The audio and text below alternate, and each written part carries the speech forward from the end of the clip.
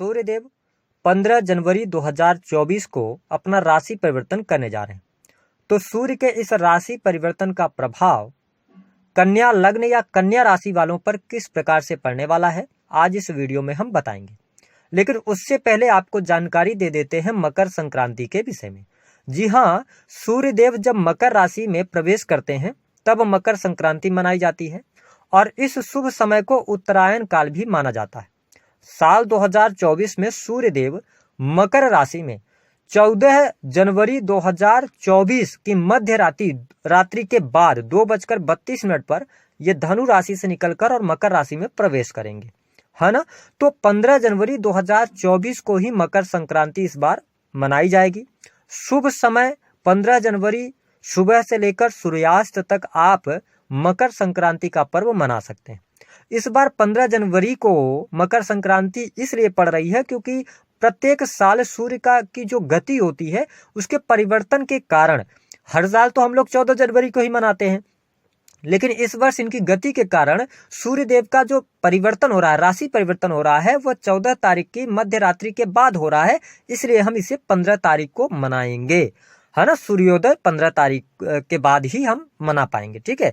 तो ये तो आपको क्लियर हो गया होगा। अब हम बात करते हैं सूर्यदेव का परिवर्तन कन्या लग्न और कन्या राशि वालों के लिए कैसा रहेगा। जैसा कि आप सभी जानते हैं कि हमारे ज्योतिष शास्त्र में सूर्य को ग्रहों का राजा कहा जाता है।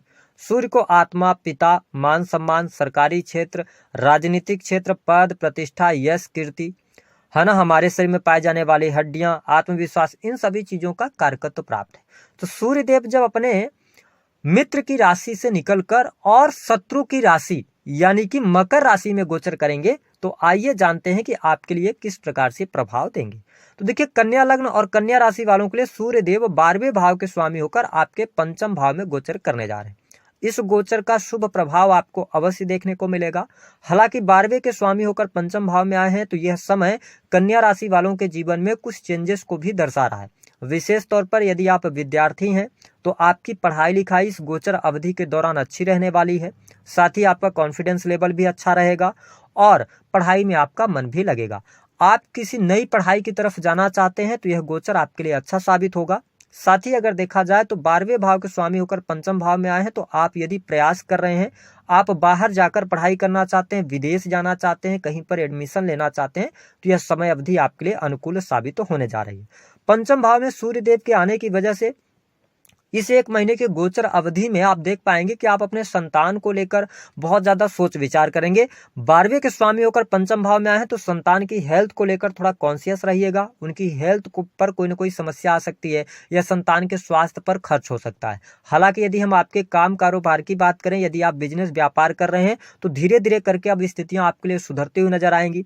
आपके काम कारोबार में आपको लाभ भी प्राप्त होगा। साथ ही यदि आप कोई नई चीज इन्वेस्टमेंट करना चाहते हैं, किसी नई चीज में आप इन्वॉल्व होना चाहते हैं तो यह सूर्य का गोचर अवधि बहुत ही शानदार रहेगा।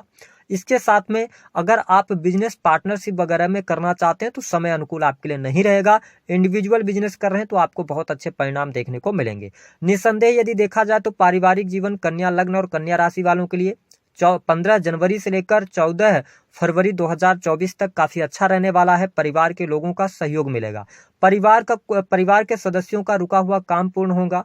आपके घर में कोई शुभ अथवा मांगलिक कार्यक्रम भी होने के संकेत दिखाई देते हैं। सूर्य के इस गोचर अवधि के दौरान जो लोग नौकरी कर रहे हैं उनके लिए परिस्थितियां बेहतर दिखाई दे रही हैं। हालांकि यदि आप प्रमोशन वगैरह का विचार कर रहे हैं तो थोड़ा सा आपको वेट करना पड़ सकता है। प्रमोशन आपको फरवरी के महीने में ज्यादा बेटर दिखा रहा है, तो फरवरी के महीने में आपको पद प्रतिष्ठा की प्राप्ति, प्रमोशन वगैरह आपको मिल सकता है। इसके साथ ही अगर देखा जाए तो कार्य क्षेत्र में बदलाव भी होने के संकेत दिखाई देते हैं। प्राइवेट सेक्टर के अंदर यदि आप वर्क कर रहे हैं, कार्य कर रहे हैं, तो हो सकता है कि इस दौरान आप अपने नौकरी में चेंज करें। ऐसी स्थितियों को भी देखा जा सकता है। साथ ही यदि आप कोई कॉम्पिटिटिव एग्जाम दिए हैं, उसका रिजल्ट आता है तो उसमें आपको सफलता मिलेगी। वही यदि आपके जीवन में कर्ज वगैरह की अधिकता बनी हुई है तो कर्ज से मुक्ति के भी योग बनेंगे।